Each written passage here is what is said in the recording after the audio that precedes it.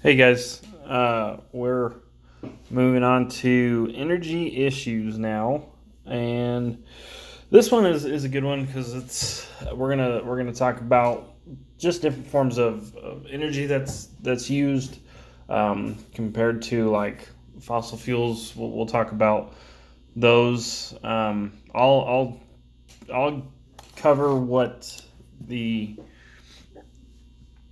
what the assignments are for the week at the end of this. But let's get started here. Okay, so first off, what's the issue? Well, the issue is that the ag industry kind of relies heavily on different forms of energy. I mean, mainly fossil fuel energy is the main one that we rely on.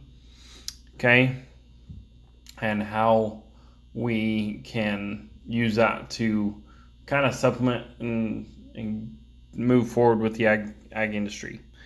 Okay, and agriculture consumes energy both directly as fuel or electricity to power farm activities and indirectly in the fertilizers and chemicals produced off farm. Okay, so and then we look at these three main ones: fossil fuels, wind energy, solar energy, um, and we'll just kind of look at those to um, work through this issue. Okay, so who's involved? The oil companies are involved.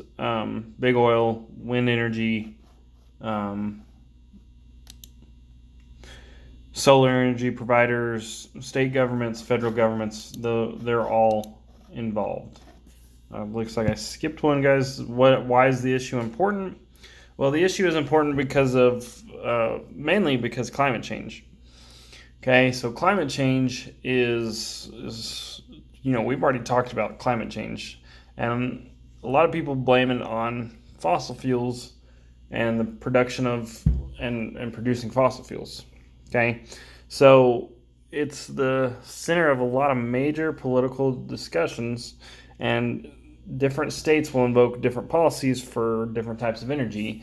For example, the state of California has a regulation on how much um, fossil fuel can be used. They also tax fossil fuel a lot higher than what we would. Like here, if you're looking at gas prices in New Mexico, gas prices might be like say $2.05 a gallon, whereas in California that same gas will be could be $6.05 a gallon or something along those lines. And the reason being the gas costs the same to purchase for those states. I mean, like if you have a Chevron station in New Mexico, a Chevron station in California, they're purchasing it at the same price.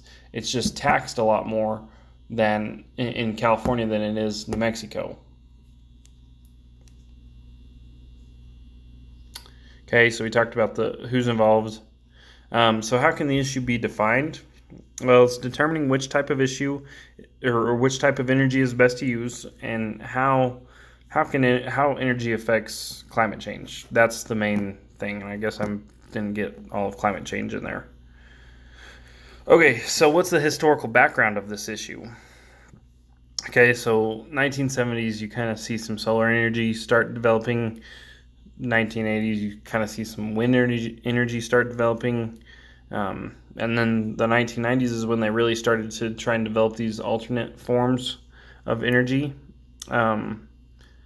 2000s is where the state regulations that's where it kind of started to be a bigger issue, is when they started doing these state regulations. And then in the 2010s, the U.S. became the largest oil producing country in the world.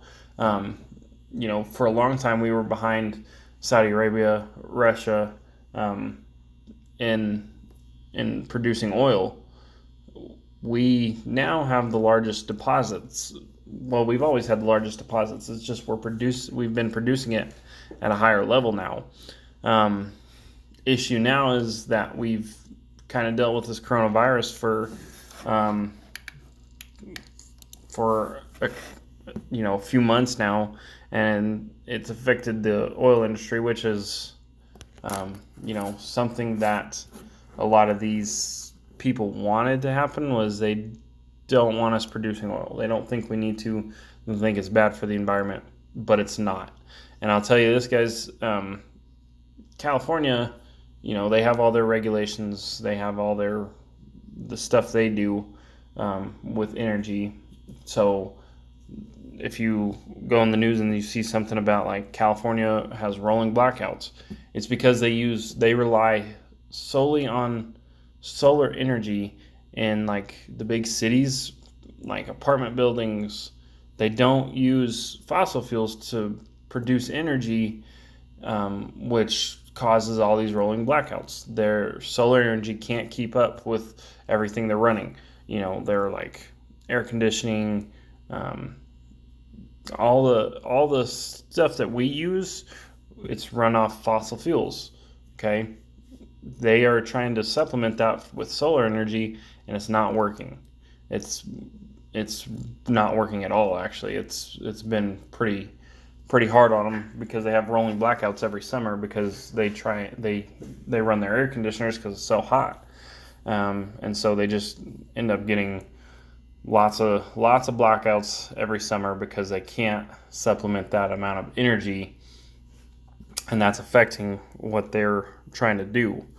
So, it's kind of a ridiculous thing, in my opinion, that people don't want to use fossil fuels because they've figured out how to make it clean for the environment. They do reclamation projects for those areas that have been drilled, and a reclamation project is basically just they're reclaiming that land to try and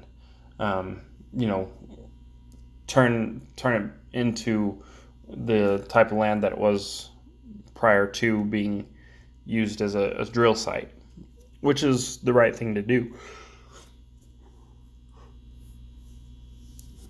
So, that's just kind of where we're at, is people are trying to get rid of fossil fuels, and there is absolutely no way that we can survive as a country without fossil fuels. It's just not going to happen. So it's something to think about, for y'all in the future, is just understand what it's like, what fossil fuels are and how important they are to our society. Okay, so what caused the issue? Well, climate change is, again, that's kind of what we look at as what's causing the issue for energy, because everybody, like I said, everybody likes to blame it on fossil fuels, so they try to do wind energy and solar energy. And, here in New Mexico, especially eastern New Mexico, we are big into wind energy. People will put up the wind turbines, and you see them all around, like Dora, House, San Juan. There's just wind turbines everywhere now, and if you go into West Texas, you see a bunch of wind turbines there. And what the thought is that wind blows, rotates the turbine, and it produces electricity. And what they do is they store that electricity and transfer it to, wherever it's needed. They say, one turbine can power a place like Melrose. Like, if it can power the entire city of Melrose. I don't know how true that is. I don't know that it can compare to fossil fuel energy, and I don't think it can compete. But this is probably the better of the two alternative forms of energy. So, and then you look at solar energy, and solar is just trying to harness the UV rays and transferring that into energy. They use solar panels, and you probably have seen that or some around here, some people use those solar panels to help supplement electricity for their houses or whatever. You can see some of those things around here, and it's not a terrible alternative energy. But again, like I said, if you're trying to use it, if you're just trying to use solar energy as your primary form of electricity for everything you do, it's not going to work.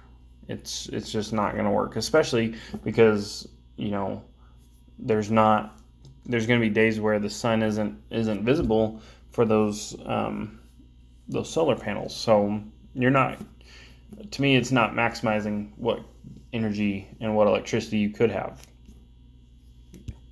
Okay, so what are the risks? So here's the biggest risk, is that we stop developing fossil fuels. We stop drilling for oil. We stop developing our fossil fuels, and kind of killing off that industry, which would be probably the worst thing that could happen in this country. It would be worse than any coronavirus ever would be, because it would kill the economy. It would kill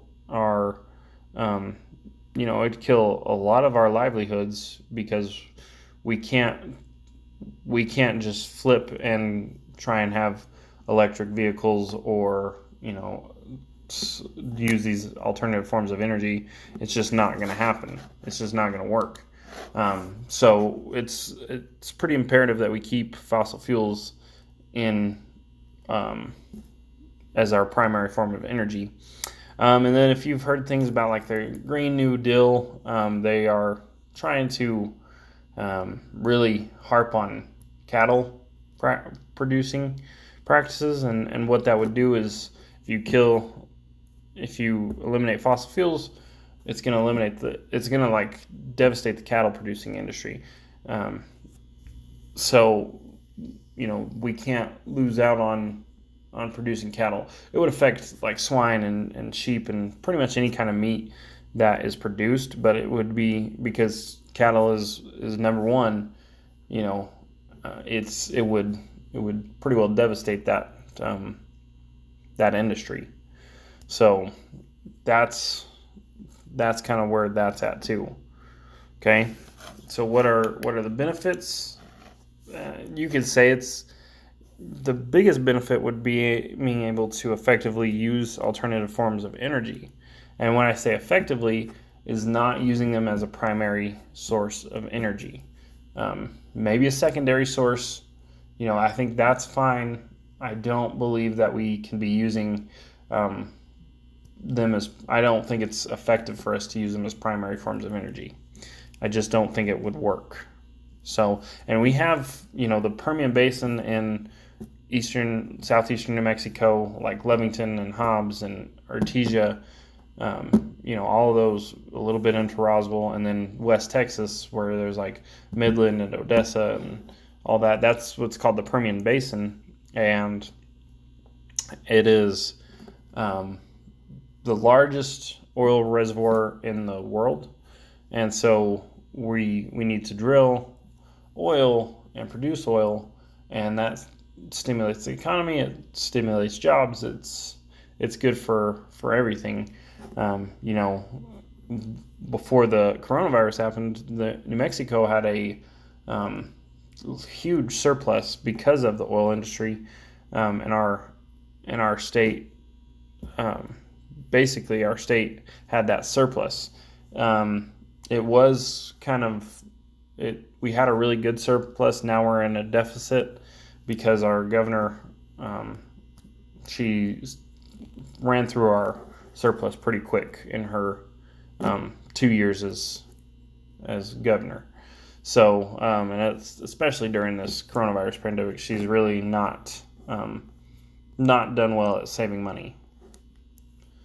Okay, and then is there a strong disagreement on how the issue should be solved? Well, yeah, there is.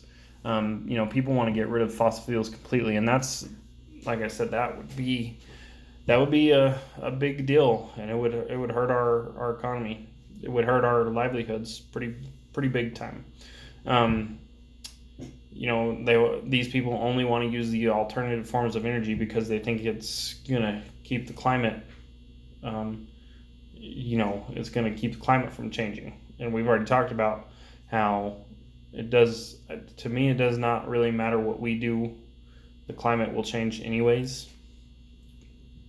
And then keep producing fossil fuels. That's the other side of it. We need to keep producing fossil fuels, keep that stuff going so that we can stimulate our economy, stimulate jobs, get our states and federal government to where they have surplus and enough money for our country so that we can thrive. That's the basis of it.